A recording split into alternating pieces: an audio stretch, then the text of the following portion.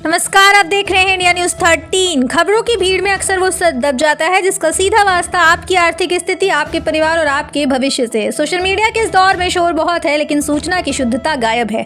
आज हम विश्लेषण करेंगे उन बड़ी खबरों का जो लखनऊ के गलियारों से लेकर आपके गाँव की चौपाल तक असर डालती है। हम सिर्फ खबरें नहीं दिखाते, उस सच को डिकोड करते हैं जिसे शायद आप हेडलाइंस में देख नहीं पाते।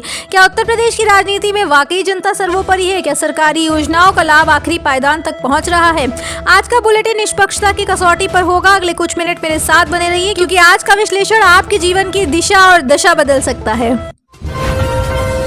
बिजली बिलों में राहत, नया स्लैब लागू। उत्तर प्रदेश सरकार ने आज से घरेलू उपभोक्ताओं के लिए बिजली की दरों में नई स्लैब प्रणाली लागू कर दी है। इसके तहत 200 यूनिट तक बिजली खर्च करने वाले परिवारों को अब 30% कम भुगतान करना होगा। ये खबर सीधे तौर पर मध्यम वर्गीय परिवारों की बचत से जुड़ी है। सरकार का तर्क है कि ऊर्जा संरक्षण को बढ़ावा देने के लिए ये कदम उठाया गया है, लेकिन इसके पीछे चुनावी गणित और आम आदमी की नाराजगी को दूर करने की कोशिश भी दिखती है। अगर आप 200 यूनिट से ज्यादा खर्च करते हैं तो दरें पुरानी ही रहेंगी, इसलिए अब आपको अपनी खपत पर नजर रखनी होगी। विपक्षी एकता का नया मोर्चा, सपा और कांग्रेस की बड़ी रणनीति। समाजवादी पार्टी और कांग्रेस ने आज लखनऊ में एक संयुक्त प्रेस कॉन्फ्रेंस कर सरकार को घेरा है। विपक्ष का आरोप है कि राज्य में बेरोजगारी के आंकड़े छिपाए जा रहे हैं। अखिलेश यादव ने साफ किया कि आगामी स्थानीय निकाय चुनाव में वे एक साझा एजेंडे पर लड़ेंगे जिसमें जातिगत जनगणना मुख्य मुद्दा होगा। ये खबर महत्वपूर्ण इसलिए है क्योंकि विपक्ष अब केवल विरोध नहीं कर रहा बल्कि एक वैकल्पिक मॉडल पेश करने की कोशिश में है। क्या ये गठबंधन सत्ता पक्ष की राह मुश्किल करेगा? यह देखना दिलचस्प होगा क्योंकि जनता अब केवल नारों पर नहीं, काम पर वोट देती है। यूपी बोर्ड परीक्षाओं के लिए नई गाइडलाइंस जारी। फरवरी का महीना छात्रों और अभिभावकों के लिए तनाव भरा होता है। माध्यमिक शिक्षा परिषद ने आज 10वीं और 12वीं की परीक्षाओं के लिए तनाव मुक्त परीक्षा नीति जारी की है। इस बार केंद्रों पर एआई की निगरानी होगी, लेकिन साथ ही छात्रों को एक्स्ट्रा 15 मिनट सवाल समझने के लिए दिए जाएंगे। ये कदम उन लाखों बच्चों के लिए जो परीक्षा के दबाव में बिखर जाते हैं। शिक्षा विभाग ने साफ किया है कि इस बार मूल्यांकन में रटने की जगह समझने की क्षमता को प्राथमिकता दी जाएगी। यूपी रोडवेज का कायाकल्प, 500 नई इलेक्ट्रिक बसें। सड़क परिवहन विभाग ने आज उत्तर प्रदेश के 10 प्रमुख शहरों के लिए 500 नई इलेक्ट्रिक बसों को हरी झंडी दिखाई है। ये खबर प्रदूषण और जेब दोनों से जुड़ी है। इन बसों का किराया सामान्य बसों से 10% कम रखा गया है और इनमें महिलाओं की सुरक्षा के लिए पैनिक बटन और लाइव GPS ट्रैकिंग की सुविधा है।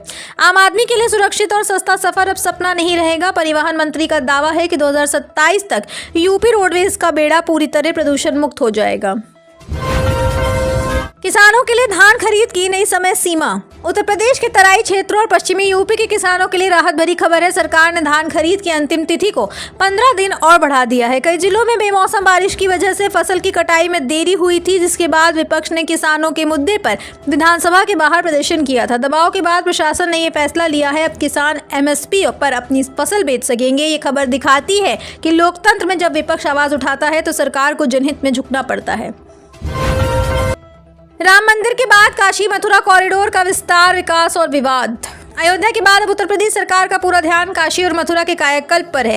वाराणसी में बुनियादी ढांचे के लिए 500 करोड़ के नए पैकेज की घोषणा हुई है जिससे स्थानीय पर्यटन को पंख लगेंगे, लेकिन इसके पीछे एक दूसरी तस्वीर भी है। विपक्ष और कुछ स्थानीय निवासियों का कहना है कि विकास के नाम पर प्राचीन गलियों और छोटे व्यापारियों का अस्तित्व खतरे में है। ये खबर हमें सोचने पर मजबूर करती है कि क्या आधुनिकता की दौड़ में हम अपनी विरासत के मूल स्वरूप को सुरक्षित रख पाएंगे। व्यापारियों के लिए मुआवजा और पुनर्वास अब एक बड़ा राजनीतिक मुद्दा बन चुका है।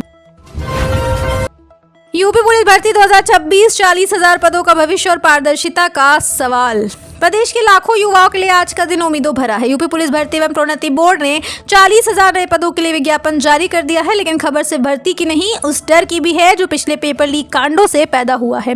सरकार ने इस बार डिजिटल लॉकर और आर्टिफिशियल इंटेलिजेंस आधारित परीक्षा प्रणाली का दावा किया है। युवाओं की मांग है कि परीक्षा केवल निकले नहीं बल्कि समय पर और बिना किसी धांधली के पूरी भी हो। विपक्ष ने भी सरकार को चेतावनी दी है कि अगर इस बार कोई चूक हुई तो युवा सड़कों पर उतरने को मजबूर होंगे। मायावती का आरक्षण पर कड़ा रुख, क्या बदलेगा सियासी समीकरण। बहुजन समाज पार्टी की प्रमुख मायावती ने आज एक प्रेस नोट जारी कर सरकार की निजीकरण नीतियों पर हमला बोला है। उनका कहना है कि सरकारी विभागों को निजी हाथों में सौंपकर सरकार असल में दलितों और पिछड़ों का आरक्षण खत्म कर रही है। यह खबर महत्वपूर्ण है क्योंकि ये राज्य के एक बड़े वोट बैंक को सीधे प्रभावित करती है। क्या विपक्ष का यह आरक्षण कार्ड 2027 के चुनाव से पहले सरकार के लिए चुनौती बनेगा? जब सरकारी नौकरियां कम होती हैं तो सबसे ज्यादा चोट उस वर्ग पर पड़ती है जो केवल शिक्षा और आरक्षण के भरोसे आगे बढ़ रहा है। लखनऊ कानपुर एक्सप्रेसवे सफर होगा आसान पर टोल की मार। राजधानी लखनऊ को औद्योगिक नगरी कानपुर से जोड़ने वाले एक्सप्रेसवे का काम अब अपने अंतिम चरण में है। मार्च तक इसे जनता के लिए खोल दिया जाएगा, जिससे 2 घंटे का सफर मात्र 45 मिनट में पूरा होगा। लेकिन आम आदमी के लिए चिंता की बात प्रीमियम टोल दरें हैं। क्या समय बचाने की कीमत इतनी ज्यादा होगी कि मध्यम वर्ग इसे बोझ समझने लगे? विकास की सड़क व्यापार को गति देगी, लेकिन क्या आम आदमी की जेब के अनुकूल होगी? इस पर बहस जारी है। स्मार्ट सिटी और मुफ्त वाईफाई, डिजिटल यूपी की हकीकत। वाराणसी और प्रयागराज जैसे शहरों के घाटों पर अब श्रद्धालुओं को हाई स्पीड मुफ्त वाईफाई की सुविधा मिलेगी। सरकार इसे डिजिटल क्रांति कह रही है, लेकिन विपक्षी दलों का तर्क है जहां स्मार्ट स्कूलों में छतें टपक रही हैं और अस्पतालों में वेंटिलेटर कम है, वहां वाईफाई प्राथमिकता कैसे हो सकती है? आम नागरिक के लिए डेटा से ज्यादा जरूरी बुनियादी सुविधाएं हैं। ये खबर हमें तकनीक और प्राथमिकता के बीच के संतुलन को समझने पर मजबूर करती है।